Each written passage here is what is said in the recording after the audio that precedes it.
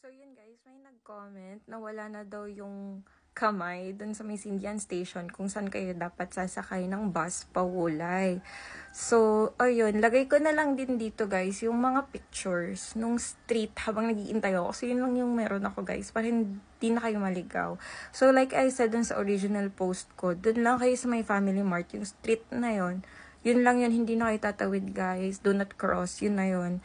Baka kasi ang masakyan nyo is kagaya ng nangyari kina ate. Tumawid sila. So, bus 849 din yung nasakyan nila guys. Pero parang Patay Pay Main. So, parang mula Wulay. Patay Pay Main Station. So, dalawa kasi yung 849 guys. So, kahit sa ang bus kayo sumakay mo, sakay kayo ng 310. Nangyari din to sa akin actually nung nasa Taipei Main ako. 310 yung sasakyan ko. Tama, 310 yung bus na nasakyan ko. Pero pa other way siya. So, yun guys. Ilalagay ko na lang dito yung pictures ng street habang iniintay niyo yung bus para hindi kayo malito. Ayun, thank you guys. And okay lang kasi nag-enjoy pa rin naman daw si ate. So, charge to experience na lang. And sorry, thank you na din sa pag-share ate.